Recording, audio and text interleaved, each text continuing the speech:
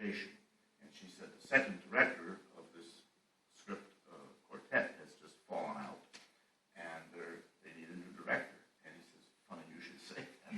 And she, he mentioned my name to Finola, and from there, it was just luck. I mean, one of the things the film is about, I think, in a very universal sense, is getting older, the difficulties and the joys of aging, but it's also particularly about performance getting older.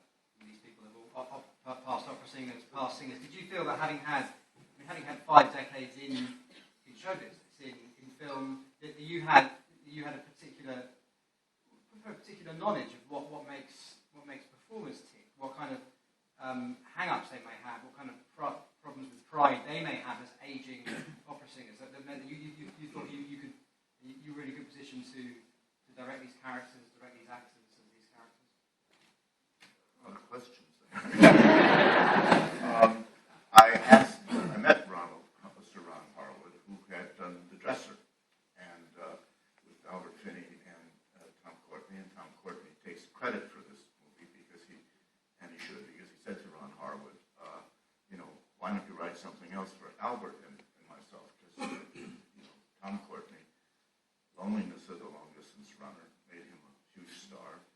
Met Albert Finney at the same time, who had done Saturday Night, Sunday Morning. They both became huge stars, and they've known each other 40, 50 years. And Ron Harwood has known Maggie Smith. So they came with the package when I signed on, and then Albert wasn't, physically up to it. So the only parts I cast was Billy Connolly and Pauline Collins. As a matter of fact, I asked Maggie, I was working in Los Angeles, and I didn't know her. I spoke to her in London. Do you have any suggestions? And she said Pauline Collins. And I hadn't seen Shirley Valentine. And I went to see it, and I talked to Pauline on the phone. And when I met her, when I came to London, she said to me, my mother is in the early stages of dementia. And sorry.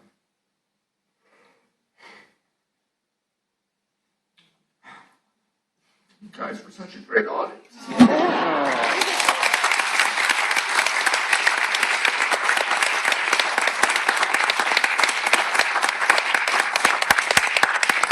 so fitting that this movie plays in this gorgeous theater that looks like this.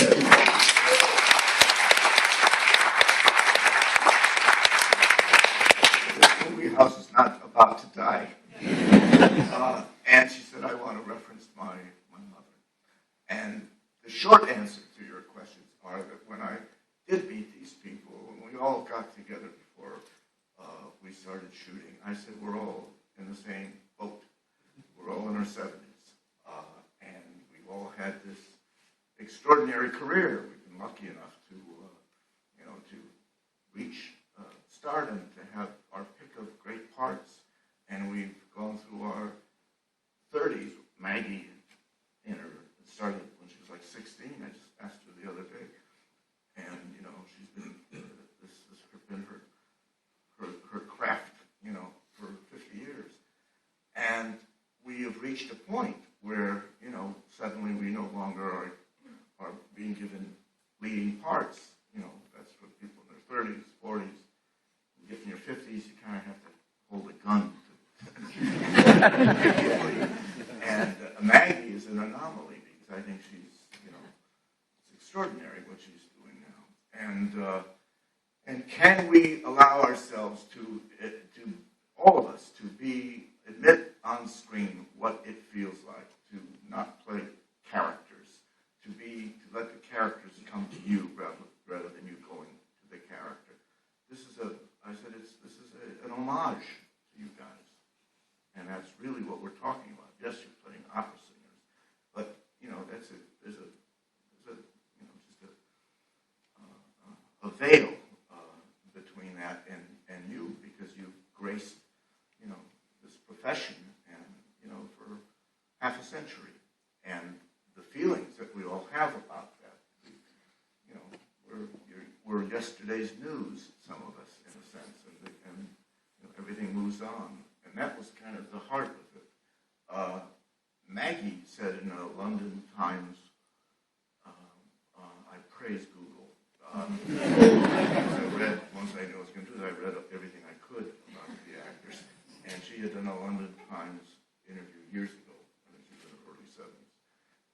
And she admitted, I mean, I'm not saying anything that, she said it right there in the interview in the paper that she was in the middle of chemo and radiation and she just didn't have the energy. And all this lifetime of work and love and passion that she's given her art, she no longer, couldn't do it. She said, that's it. And she said, I'm quitting. 2 years later, she took a job, and she's never stopped since. And I said to Maggie, that's the movie. That's what we want to put on screen. Thank you. I mean, obviously, you've many decades of experience of being on film sets as an actor. Having directed this film, when you walked away from it, when you're looking back at it now, do you think it gave you a new perspective on filmmaking? Do you think you saw something in filmmaking you hadn't seen before, having directed this film? But not with the actors, because that's something that actors do anyway. I mean, we kind of direct each other, secretly. The director walks away, like those old prison movies, they're talking about here comes the screw, So we do that. I think what the surprise was is that this was a low-budget film, and we're given only a certain amount of time to do it, and everything that can go wrong goes wrong. And I think I was humbled by all the directors I had worked with, because I realized they're better actors than the actors, because they greet you every day as if everything is fine, and they just lost a location, they've lost an actor, they don't have a crane that they thought they were going to get. Every single day something is going wrong, and it did remind me of a woman, I forget her name, she's a watercolorist, I think somewhat known in America. Years ago, I watched her on an interview, and she said, what's different about watercoloring, any painters here? No.